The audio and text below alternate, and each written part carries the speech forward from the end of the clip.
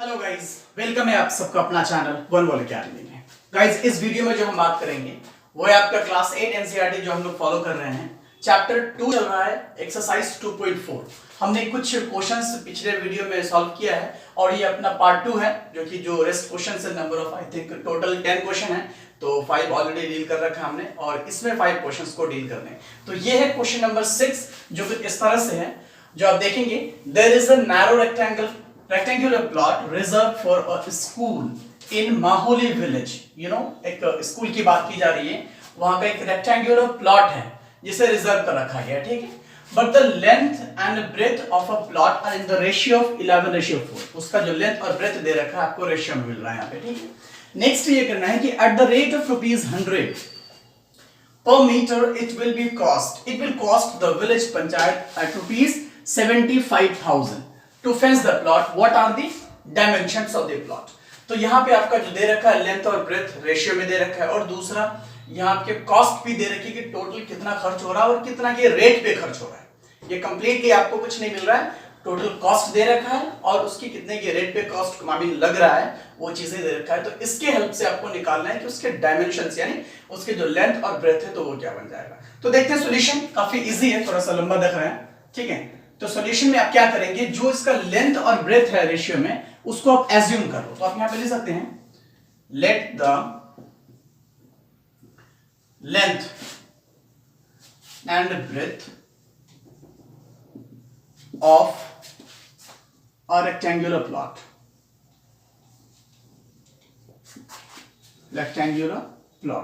तो आप क्या ले लोगे, 11x एज्यूम कर लेते हैं, x में ले लेते हैं और इधर 4x में हो जाएगा। तो ये 11x आपका लेंथ हो जाना है और 4x आपका ब्रेथ हो जाना है। तो ये लेंथ और ब्रेथ आपने एज्यूम कर लिया। अब इसके हेल्प से आप क्वेश्चन की हेल्प से क्या करोगे, अब पेरीमीटर आप यहां पे निकाल सकते हैं। अब कैसे वो चीजें देखो, पेरीमीटर इज इक्वल टू जो टोटल कॉस्ट लगा है वो कितने का लगा है, 75,000, और इसका जो रेट है वो ₹100 पर है। तो आप इन दोनों को जब डिवाइड कर देंगे तो इसका जो वैल्यू निकलेगा वो आपका पेरीमीटर निकल जाएगा। अब वो देखो मैं इसको प्रूव करता हूं, जैसे 20 यहां से 20 यहां से, तो फाइनली यहां पे आ जाएगा 750 मीटर। ये आपका पेरीमीटर है। अब इतने पेरीमीटर को अब ₹100 के रेट पे आप जब फिनिशिंग करेंगे, फेंस करेंगे, तो आपके कॉस्ट कितने पड़ जाएंगे, ₹75। तो अब तो क्वेश्चन काफी आसान हो चुका है कि मेरे पास लेंथ है एंड ब्रेथ है और उसके साथ साथ आपको पेरीमीटर दे रखा है। तो इसके हेल्प से आप लेंथ और ब्रेथ को एग्जैक्टली फाइंड आउट कर सकते हैं। तो लोग देखिए क्या करेंगे यहां पर। Now according to question, perimeter is equal to क्या होता है, perimeter of a rectangle is equal to क्या होता है, वी नो दैट। ऊपर में आप लिख सकते हैं कि वी नो दैट, सॉरी आप अकॉर्डिंग टू क्वेश्चन नहीं, यहां पे लिख दो आप we know that perimeter of a rectangle is equal to 2 into L plus B, ये फॉर्मूला होता है। अब इस पे वैल्यूज को पुट करेंगे। तो पेरीमीटर का आपने इधर क्या निकाला, 750, आप यहां पे 750 पुट कर दें, देन 2 रहेगा। L की जगह आपने क्या एज्यूम किया है, 11x एंड प्लस 4x, ये वैल्यू जैसा है वैसा ही पुट कर दिया। अब आगे ये एक इक्वेशन तैयार हो चुका है। अब इसको क्या करेंगे, 750 आप कॉमन लो। अब यहां जब ये 2 जो है आपने distributive property of multiplication over addition subtraction आपने पढ़ रखा है, तो ये ओवर एडिशन है। तो ये 2 आपका इससे भी मल्टीप्लाई और इससे भी मल्टीप्लाई, तो आई थिंक कितने हो जाएंगे, आप दोनों को साथ में भी कर सकती है, इन दोनों को ऐड करके इससे मल्टीप्लाई कर सकते हैं। लो पहले ऐसा करते हैं कि 11 प्लस 4 15 हो जाने, 15x हो जाएगा, 15x into 2 तो 30x कर सकते हैं, या नहीं तो 11 2 22x हो जाएगा, प्लस है 4 2 8x हो जाएगा। तो ऐसे भी 22 प्लस 8 30 हो रहा है, और ऐसे भी 11 प्लस 4 कितने 15x into 2 करेंगे तो 30x होगा। दोनों तरफ से बात इक्वल है। तो आगे क्या करेंगे, 750 इज इक्वल टू 30x हो जाएगा, राइट। अब इधर हम इसका साइड चेंज कर लेते हैं, 30x इधर ले लेते हैं और 750 इधर रख देते हैं, कुछ फर्क नहीं पड़ेगा, प्लीज डोंट वरी। अब यहां से मैं इधर स्किप कर रहा हूं। अब x मैंने इधर ही रखने हैं और नंबर को उसके दूसरे साइड लेकर के चलेंगे। तो आपने x यहां पे रहने हैं, तो इधर 750/30 हो जाएगा। रीजन क्या है कि x और 30 के बीच में एक सिंबल है मल्टीप्लाई। जब जैसे ही उसके साइड चेंज होते हैं तो उसके साइड्स सिंबल्स क्या होते हैं, चेंज हो जाते हैं। इधर मल्टीप्लाई में तो दूसरे साइड में डिवाइड हो जाएंगे। अब इसे रिड्यूस कर लेते हैं, 0 and 0, 15 3 75, sorry 25 3 75. Is that clear? So therefore x is equal to 25. ये x का वैल्यू निकला. अब आपने जो एज्यूम किया है लेंथ एंड ब्रेथ कुछ इस तरह से है 11x and 4x, तो वहां पे अगर आप x की वैल्यू पुट करेंगे तो लेंथ और ब्रेथ निकल जाएगा. तो आप यहां पे लिखो hence length is equal to 11x यानी 11 into 25. ठीक है. Same thing happening in this case. Breadth is equal to 4x यानी 4 into 25. आप इन दोनों को मल्टीप्लाई कर दो. 25 को 11 से आप मल्टीप्लाई करेंगे तो कितने हो जाएंगे? 275 and 100. अब ये सब आपका किस में दे रखा है? आई थिंक मीटर में दे रखा है. तो आप इसे क्या लिखेंगे? पर मीटर है, तो आप इधर लिख दोगे 275 metre and 100 metre. That's your answer. तो ये डायमेंशन मांगा जा रहा था कि उस रेक्टेंगुलर प्लॉट के डायमेंशंस क्या होंगे, यानी लेंथ और ब्रेथ क्या होगा. तो आपने लेंथ निकाला 275 मीटर एंड ब्रेथ निकाला 100 मीटर. सो ये आपका आंसर है. होप की अंडरस्टैंडिंग पूरी हो चुकी है. तो आप इसे कॉपी कर सकते हैं, पूरा सॉल्यूशन यहाँ पे है. तो अब चलें नेक्स्ट क्वेश्चन में. हाँ तो गाइस क्वेश्चन नंबर 7 कुछ इस तरह से है. Hasan buys two kinds of cloth material. Two kinds of cloth materials for school uniform. Shirt material first क्या है आपका? Shirt material that cost him ₹50 per metre. Shirt material खरीदा जा रहा है 50 रुपए पर मीटर के रेट से. And trouser material that cost him 90 rupees पर मीटर. देन ट्राउजर मटेरियल खरीदी जा रही है कितने? 90 रुपीस पर मीटर के कॉस्ट में, उतने रुपए के रेट पे खरीदा जा रहा है. फिर आगे कह रहा है for every 3 metre of the shirt material he buys 2 metre of the trouser material. वो जैसे 3 मीटर शर्ट के लिए ना खरीद रहा है कपड़ा, तो उसके तुरंत बाद ही फिर 2 मीटर उन्होंने ट्राउजर के लिए खरीदा है. देन आगे कह रहा है he sells the material at 12% and 10% profit respectively. फिर बंदे ने क्या कर रहा है कि trouser material and shirt material को फिर सेल कर रहा है, लेकिन प्रॉफिट पे. कितने की प्रॉफिट पे? शर्ट मटेरियल में बंदे ने 12% या 12% का प्रॉफिट गेन कर रहा है. नेक्स्ट आपका जो है वो आपका ट्राउजर मटेरियल में 10% का क्या कर रहा है? प्रॉफिट गेन कर रहा है. नेक्स्ट आप में फिर कह रहा है कि टोटल सेल इज 36,000. फाइनली जब वो कपड़े को बेच रहा है, अपने मटेरियल्स को बेच रहा है, तो उसे 36,000 में उसे सेल किया. तो क्वेश्चन कह रहा है कि how much trouser material did he buy. तो उन्होंने ट्राउजर मटेरियल कितना खरीदा. ठीक है. तो ये क्वेश्चन है. अब इसके लिए कुछ ज्यादा इंफॉर्मेशन लग नहीं रहा है कि अपने पास है, बट देखते हैं उसको कैसे निकालते हैं हम लोग, कैसे खदेड़ते हैं उस चीज को. देखो सॉल्यूशन में जाएंगे. कुछ नहीं, पहले ये जो आपने 3 मीटर जो दिया गया है, जो एवरी 3 मीटर एंड एवरी इधर जो 2 मीटर जो है, ये काफी काम की चीज है. अब इसे रेशियो में एज्यूम कर लो. क्या करते हैं आप रेशियो में? आप देखेंगे यहां पर कि लेट द रेशियो बिटवीन क्या है? पहले शर्ट है आपका, shirt material and trouser material. Trouser material is equal to क्या हो जाएगा आपका? 3 मीटर को आप एज्यूम कर लो x में, 3x रेशियो 2x. तो ये 3x जो है वो आपका शर्ट के लिए हो जाने हैं. देन 2x जो है वो आपका ट्राउजर के लिए हो जाना है. अब आगे आपसे क्या कहा जा रहा है कि जो खरीदा जा रहा है ना, वो 50 रुपीस पर मीटर के हिसाब से. किसके हिसाब से? 50 रुपीस पर मीटर के हिसाब से आपने शर्ट खरीद रहे हो. देन 90 रुपीस पर मीटर के कॉस्ट पे आप क्या खरीद रहे हो? ट्राउजर. तो आप देखते हैं यहां पर next cost of shirt material. तो शर्ट का क्या निकल जाएगा आपका मटेरियल का? तो 3x है, आपने रेट कितना है? 50 रुपीज. तो 3 into 50 करेंगे तो आई थिंक 150x हो जाएगा. ये देख लो आप ध्यान से, मैंने राउंड किया, उसको इंडिकेट करा दिखाने के लिए. तो cost of the shirt material का कॉस्ट कितना निकल जाएगा? 150x. यानी इतने में उसको क्या किया गया? परचेज किया गया, खरीदा गया. अब इसी कपड़े को 12% के प्रॉफिट पर उसे सेल किया जा रहा है. तो आप यहां क्या लिखोगे? The selling price at 12% gain. यानी 12% के प्रॉफिट पे अब इसको बेचा जा रहा है. क्या किया जा रहा है? बेचा जा रहा है. तो आप हमेशा याद रखेंगे इस चीज के लिए जब आपके पास कॉस्ट प्राइस है, सीपी रह दिया हुआ, और उस कंडीशन में आपको अगर एसपी निकालने के लिए, सेलिंग प्राइस निकालने के लिए कहा जाए, तो एक बहुत ही इंपॉर्टेंट फॉर्मूला हमने क्या करते हैं, यूज करते हैं, और वो फॉर्मूला होता है plus P% by 100 into CP. ये क्या होता है, फॉर्मूला होता है आपका, काफी इंपॉर्टेंट फॉर्मूला है, आपने प्रीवियस क्लासेस में इस चीज को पढ़ चुके हो। जब कॉस्ट प्राइस दिया है, सेलिंग प्राइस मांगे, तो हम क्या फॉर्मूला निकालेंगे, और ऊपर से आपका प्रॉफिट दिया हुआ है, तो 100 plus profit percent by 100 into CP. अब इसमें क्या करेंगे, वैल्यूज को पुट करते हैं, 100 प्लस कितना परसेंट गेन पे जा रहा है भाई, 12%, तो 12% बाई, यानी 12% यहाँ पे नहीं, 12 बाई 100 इंटू सीपी आपका कितना है, 150x। ठीक है, आप इसको सॉल्व कर लेते हैं, कितने हो जाएंगे, 112 बाई 100 इंटू 150x हो जाने। देखो भाई, एक जीरो यहां से ले लेते हैं, 2 5 3 5 5 2 10, 6 2 12, कितने हो जाएंगे, 6 3 18, 5 3 15 16, 168x ये आपका सेल प्राइस हो गया। जरा ध्यान से देख लो, ठीक है।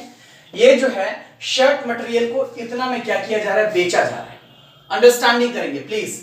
अब अगला पॉइंट इसी का क्या निकल जाएगा, अब आ जाते हैं हमने ट्राउजर मटेरियल पे, तो सेम थिंग इसको भी उसी तरह लेंगे, तो आप यहां पे लिख सकते हैं, ठीक है। अब मैं इसको इरेज कर रहा हूं और इसका यहीं तक रहने देना, ठीक है। ये मैं अगला स्टेप ले रहा हूं बिकॉज जगह कम है इसी वजह से, तो आप लिखोगे यहां पर cost of trouser material, trouser material. तो ट्राउजर का मटेरियल कितना है, 2x है, और इसका रेट क्या चल रहा है, 90 रुपीज पर मीटर, तो 90 से आप क्या कर दो मल्टीप्लाई, तो 92 से 180x, ये आपका सीपी निकल गया। ट्राउजर का क्या निकल गया, कॉस्ट प्राइस निकल गया, ट्राउजर का कॉस्ट प्राइस। अब उसी तरह से जिस तरह से हमने इधर शर्ट का सेलिंग प्राइस निकाला, उसी तरह से आपको ट्राउजर का सेलिंग प्राइस निकालना है, तो लिखोगे यहां पर द एसपी यानी selling price of the selling price at 10% is equal to, same formula use करेंगे बिकॉज प्रॉफिट में दे रखा है और कॉस्ट प्राइस भी दे रखा है, तो 100 plus P% by 100 into CP, यानी फॉर्मूला पे पुट करेंगे सारे वैल्यूज को, इंटू P कितना है आपका 10 है, बाई 100 है, इंटू सॉरी इधर प्लस होगा, प्लस इंटू सीपी कितना है 180 x हो जाएगा, ठीक है। अब आगे 100 और 10 करेंगे तो 110 बाई 100 इंटू 180x, ये जीरो ये जीरो ये जीरो ये जीरो, ठीक है। 18 को 11 से आपने क्या करना है, मल्टीप्लाई करना है, तो कितने हो जाएंगे 198x हो जाएगा। ये आपका एसपी निकल गया ट्राउजर का। तो जरा ध्यान दे यहां पर कि ये 168 जो एसपी निकला है वो आपका शर्ट का निकला, और 198 जो एसपी निकला है वो आपका ट्राउजर का निकला है। लेकिन क्वेश्चन में जो है एक बहुत इंपॉर्टेंट चीज दे रखा है कि उसका जो टोटल सेलिंग प्राइस है ना वो 36,000 है। तो अकॉर्डिंग टू क्वेश्चन आप यहां पे आ जाइए, अकॉर्डिंग टू क्वेश्चन आप क्या कर सकते हैं कि 168x ये आपका शर्ट का सेलिंग प्राइस हो गया, प्लस 198x ये आपका ट्राउजर का सेलिंग प्राइस हो गया। जब दोनों को जब हम सेल कर रहे हैं तो ये इसके इक्वल में हो रहा है, यानी दोनों को जब सेल कर रहे हैं तो टोटल कितना निकला है 36,600, ठीक है। आगे जब दोनों को ऐड करेंगे तो 366x हो गया, 36,600, ठीक है, इज इक्वल टू x यहां रखेंगे, इसको डिवाइड के फॉर्म में लाएंगे बाई 366, तो इसको जब करेंगे आप डिवाइड तो ऊपर में 100 आएगा, सो देयरफॉर x की वैल्यू कितना निकल गया आपका 100 निकल गया। Got it. अब यहां पे थोड़ा समझने की कोशिश करें प्लीज, मैं यहां पे मिस्टेक किया था थोड़ा सा कि क्वेश्चन में जो है 36,600 है ना कि 36,000 है, ठीक है। तो जब यहां पे ये सेलिंग प्राइस शर्ट का निकला वो आपका 168x निकला, और ये जो ट्राउजर का जो सेलिंग प्राइस निकला वो 198 निकला x, तो जब दोनों को ऐड कर रहे हैं तो इस अमाउंट के इक्वल में होगा, तो अकॉर्डिंग टू क्वेश्चन हमने कर दिया, ठीक है। देन इसका जो सॉल्यूशन निकाला तो x की वैल्यू कितना निकल गया आपका, x निकला, आई मीन 100 निकला। अब क्वेश्चन में कह रहा है कि how much trouser did he, you know, how much trouser material did he buy, you know, trouser के मटेरियल उसको ने कितने में खरीदा था। तो ट्राउजर के लिए हमने इधर क्या एज्यूम कर रखा है, 2x एज्यूम कर रखा है। तो अब आगे हमने क्या करना, एक ट्राउजर का जो 2x लिए थे तो इसकी वजह से, इसके हेल्प से आपने यहां पे जो कॉस्ट निकाला ट्राउजर मटेरियल का वो 180x निकाला है। ठीक है, ये आपने कॉस्ट प्राइस है, x में है। अब यहां पे अगर x की वैल्यू को हम पुट कर देंगे तो वो वैल्यू क्या निकल जाएगा, तो यहां पे लिख सकते हैं आप कॉस्ट ऑफ ट्राउजर मटेरियल। तो ट्राउजर मटेरियल आपका कितने का है, 180x का है, यानी 180x में आपने खरीदा था। तो अब यहां पे क्या करेंगे, 180 में 100 से मल्टीप्लाई कर दो, तो 180 पे 30, यानी 18,000 रुपीज में क्या किया गया, आपके ट्राउजर मटेरियल को खरीदा गया। तो देख पा रहे हैं आंसर निकला 18,000। होप की अंडरस्टैंडिंग हो गई होगी और ये पूरा सॉल्यूशन है, कॉपी कर सकते हैं। चलिए next question. Hello guys, question number 8 कुछ इस तरह से है। Half of a herd of dear, you know heard of dear समझने की कोशिश करें। जो डियर का झुंड होता है ना उसे हर्ड कहते हैं। ये कलेक्टिव नाउन है, याद रखना है, कलेक्टिव नाउन कह सकते हैं इसको, ठीक है, herd. Are grazing in the field, you know graze का मतलब है चढ़ना। तो ये किसी फील्ड में चल रहा है and 3/4 of the remaining of remaining are playing nearby. क्या कर रहा है कि जितने भी टोटल आपके जो हर्ड में जितने भी डियर हैं उसका हाफ जो है वो ग्रेजिंग हो रही है, चल रही है, खा रहा है घास फूस वगैरह, एंड जो बचा हुआ है, आधा जो बचा है उसका 3/4 पोर्शन क्या कर रहा है, बगल में खेल रहा है। देन उसके बाद जो 9 जो है ना वो आपका क्या कर रहा है, पॉन्ड यानी तालाब में पानी पी रहा है। तो find the number of deer in the heard, यानी टोटल हर्ड कितने, आई मीन हर्ड में डियर कितने हैं। तो जरा यहाँ पे देखिए सॉल्यूशन काफी इजी है, ठीक है। तो यहाँ पे आप एज्यूम कर लो, लेट द, क्योंकि आपको तो नंबर ऑफ डियर पता नहीं है, वही तो फाइंड आउट करने हैं। तो मान लेते हैं टोटल कितने हैं, let the number of deer in the herd is equal to x। कितना है, x है, ले लेते हैं। अब यहां पे देखेंगे अकॉर्डिंग टू क्वेश्चन ग्रेजिंग कितना कर रहा है, ग्रेजिंग कितना कर रहा है, x/2 हाफ, यानी टोटल जितना है उसका 2%, ये हो गया ग्रेजिंग का। नेक्स्ट क्या हो रहा है कि प्लेइंग, यू नो कुछ खेल रहे हैं। तो प्लेइंग कितने कर रहे हैं, वहां पे देख लो, प्लेइंग क्या कर रहा है कि and 3/4 the remaining are the playing, जितने हैं आपके टोटल बचे हुए जितने हैं उसका 3/4 क्या कर रहा है, खेल रहा है। तो बचेगा कितना, टोटल कितना था आपका x है, ठीक है। x में से इस हाफ को जब माइनस कर देंगे तो ये तो बचा हुआ है, जो बचा हुआ है उसका 3/4 क्या कर रहा है, खेल रहा है। तो ये आप इसको देख लो, यहाँ पर टोटल x है उसका हाफ इधर क्या कर रहा है, ग्रेज कर रहा है, चल रहा है। अब इससे जो बचा हुआ है ना, टोटल से अगर इतना माइनस कर देंगे तो जो बचेगा तो इतना ही बचेगा, और बचने के बाद उसका जो 3/4 है वो आपका क्या कर रहा है, खेल रहा है। तो अब इसे थोड़ा सा सॉल्यूशन निकाल दो। आई थिंक इसको अगर माइनस करेंगे तो वही आना है, देख लो। आपने यहाँ पर 2 लिखना है, 2x minus x into 3/4 is equal to x/2 into 3/4। तो कितने हो जाएंगे, 3x/8। 3x/8 जो है वो खेल रहा है, समझ लो इतना, ठीक है। नेक्स्ट आपका पानी पी रहा है, फिर कितना, drinking water is equal to 9। ये 9 जो है आपका क्या कर रहा है, पानी पी रहा है। अब इसको हम क्या करेंगे डायरेक्ट में, total x is equal to, अब x तो इतना है, ये टोटल है, उसके बाद x/2 ये आपका ग्रेजिंग वाला हो गया, प्लस 3x/8 ये आपका प्लेइंग वाला हो गया, और 9 ये आपका पानी पी रहा है। ये मतलब टोटल मिलकर के इसके इक्वल में आ गया, ठीक है। तो ये एक इक्वेशन तैयार हो चुका है। अब समझने की कोशिश करें यहाँ पर प्लीज। तो x इज इक्वल टू क्या करेंगे, इसका आप एलसीएम ले सकते हैं, 2 8 और नीचे 1 हिडन है तो 8 ही एलसीएम आएगा। तो इसको जब सॉल्यूशन निकालेंगे तो 2 के टेबल में 4 टाइम्स आना चाहिए, तो 4x प्लस 3x प्लस 72। ये वाली चीजें मैं ज्यादा डीपली नहीं जा रहा हूं बिकॉज ये आप सब अच्छी तरह से जानते हैं। आगे देखेंगे x is equal to 47x, sorry यहाँ पे प्लस होना है, 7x प्लस 72/8। अब यहाँ पे क्रॉस मेथड में लगा दो, यानी 8x is equal to 7x plus 72। Finally 8x minus 7x is equal to 72, because x वाले को एक तरफ लेकर के आएंगे तो 8 से 7 तो यानी x बचेगा, x is equal to 72। Finally आपके जो हर्ड में टोटल नंबर ऑफ डियर जो है वो कितने हैं, 72 है। आप देख पा रहे हो वो कैसे निकला है। तो आप यहाँ पे लिख सकते हैं थोड़ा सा, hence the number of deer in the herd is equal to 72। That is your answer. काफी इजी है, अब देख लो कैसे कैसे आया। ठीक है, तो ये सॉल्यूशन है। अब मैं फिर से थोड़ा सा अंडरस्टैंडिंग कराता हूँ। एक्स एज्यूम कर लो कि टोटल एक्स है, ग्रेजिंग हाफ कर रहा है तो आधा कर दिया, और जो बचा हुआ है ना, जो बचा हुआ है उसका 3/4 जो है वो खेल रहा है। क्या कर रहा है? खेल रहा है। तो यानी ऐसे भी आप यहाँ पे डायरेक्ट भी कर सकते थे कि आधा जब यहाँ पे ग्रेजिंग कर रही है तो बचा कितना होगा? आधा ही बचा होगा, यानी x/2 ही बचा होगा।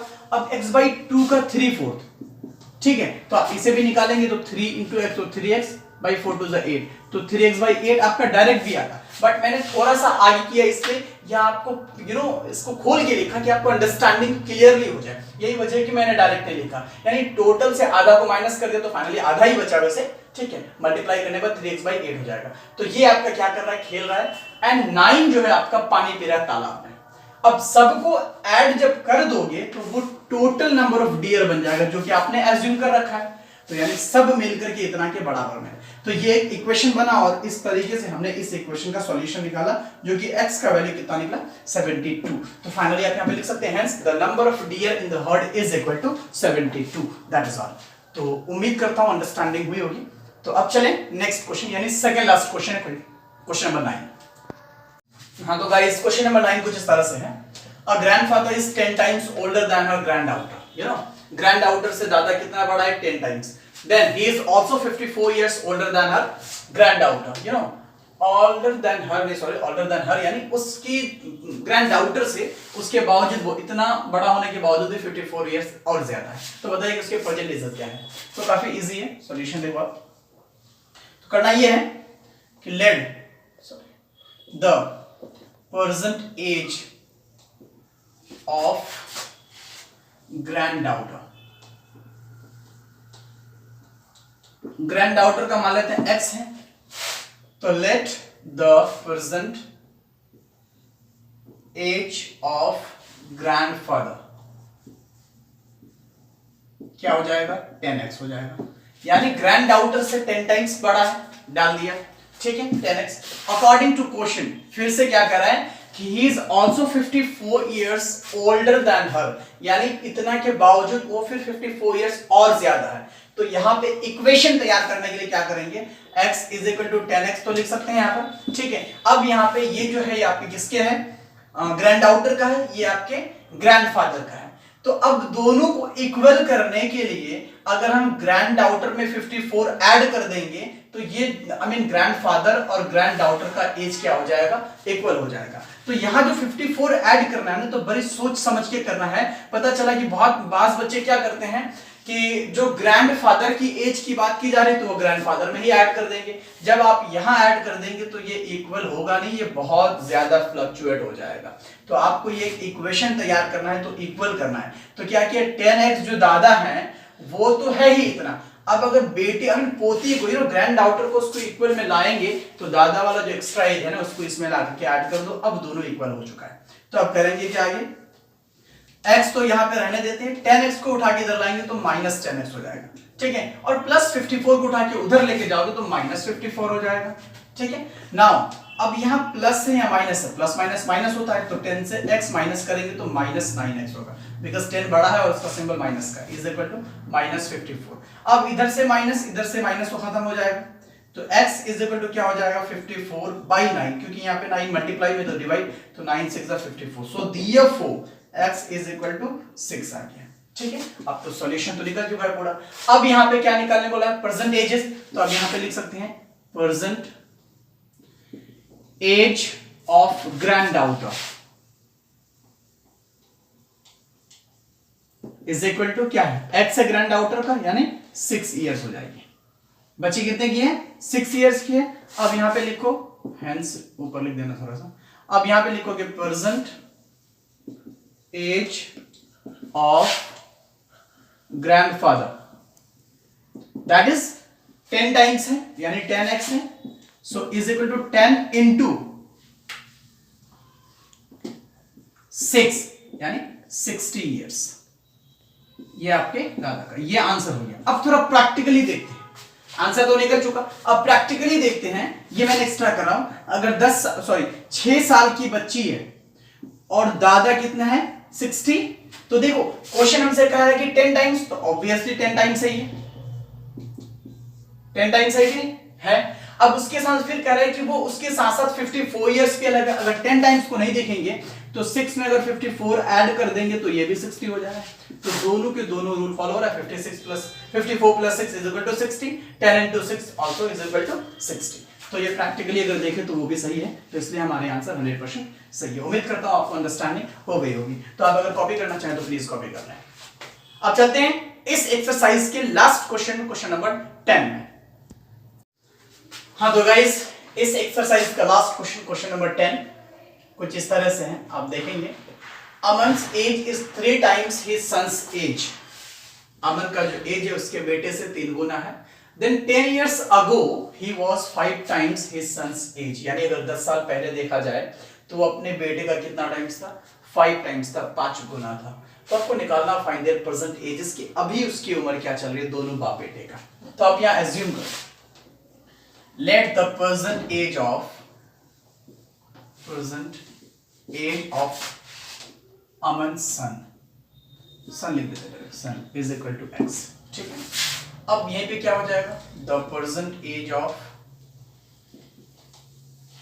अमन। अब अमन का क्या हो जाएगा, बेटे से कितना है 3 टाइम्स, तो 3x हो जाएगा। कितना बेटा का है उसका 3 गुना अमन का चल रहा है। अभी प्रेजेंट की बात करें। अब आ जाते हैं अकॉर्डिंग टू क्वेश्चन। क्वेश्चन में कह रहा है कि अगर 10 साल पहले जाओ, अब 10 साल पीछे जाओगे तो अमन की जो उम्र है उसके बेटे से 5 गुना ज्यादा है। तो इधर लिख देते हैं बेटे का x हो जाएगा और इधर अमन का h हो जाएगा अभी का। अब 10 साल पीछे चला जाओ, तो 10 साल पीछे जाएंगे तो दोनों में 10 साल पीछे चला जाते हैं, दोनों को 10 साल पीछे कर दिया। ठीक है, तो ये 10 साल पीछे दोनों बराबर में है। ठीक है, अब कह रहा है कि उस वक्त जो अमन का उम्र था ना, ये अमन का उम्र उसके बेटे का कितना था, 5 गुना था। तो उसके बेटे को अगर मैं 5 से अगर मल्टीप्लाई कर देंगे तो अमन का और उसके बेटे का उम्र क्या हो जाएगा, बराबर हो जाएगा। तो यहां भी वही वाली सिचुएशन आ गई कि आप अगर इधर अमन की बात की जा रही है तो आप अमन से मल्टीप्लाई कर दोगे, नहीं, ये गलती बिल्कुल नहीं करना है। बिकॉज आप यहां पे इक्वेशन तैयार कर रहे हो, तो इक्वेशन तैयार करने के लिए दोनों तरफ का जो साइड है वो इक्वल होना चाहिए, राइट। तो अमन जो 5 गुना बड़ा हो तो दोनों को बराबर करने के लिए अमन के बेटे को अगर हम 5 से बराबर कर दें, मान लेते हैं 5 है इधर 10 है। अब 10 साल पीछे जाओ, यानी 5 साल पीछे चले जाते हैं, 2 साल पीछे, तो 2 साल पीछे दोनों को 2 साल माइनस कर दिया, तो 2 साल पीछे दोनों कितने हो गए, ये 3 साल का हो गया, ये 8 साल का हो गया। ठीक है, अब कह रहा है कि 2 साल पीछे जब जाओगे तो वो दोनों जो था वो एक दूसरे का 2 टाइम्स में बता। ठीक है, 2 टाइम्स मल्टीप्लाई कर देंगे, या फिर यहां पे एक छोटा सा दूसरा टाइप से ले लो, यहां आप क्या कर दो 11 था। ये क्या था कि मान लेते हैं ये 5 साल का था, ये 11 साल का है, ये परसेंटेज है। ठीक है, अब 2 साल पहले जो जाएंगे, 2 साल पहले जाएंगे तो बाप जो है वो बेटा का 3 गुना हो जाएगा। तो मान लेते हैं 2 साल पहले चले गए दोनों के पास, तो 2 साल पहले ये 3 साल का था और 2 साल पहले ये 9 साल का था, सपोज कर लेते हैं। ठीक है, अब यहां क्या कर रहे हैं कि जो बोला जा रहा है, मान लेते हैं बड़ा भाई है, तो बड़ा भाई जो था वो छोटे भाई का 3 गुना था, तो छोटे को हम क्या करेंगे 3 से मल्टीप्लाई करेंगे, तब में जाकर के 9 और 9 हो जाएगा। तो यही वाली सिचुएशन यहां पे अप्लाई करना है। ठीक है, तो 5 से आपने क्या कर देना है, पर मल्टीप्लाई कर देना। देन आप क्या करोगे, 5 को x से डिस्ट्रीब्यूटिव प्रॉपर्टी के अकॉर्डिंग आपको इससे मल्टीप्लाई करना है, इसको इससे भी multiply. Then 5x - 50 is equal to 3x - 10। Now 5x यहां पे रहेगा, 3x को स्किप करके यहां लेके आ जाओ आप, -10 तो रहेगा, ये -50 इधर आके +50 बन जाएगा।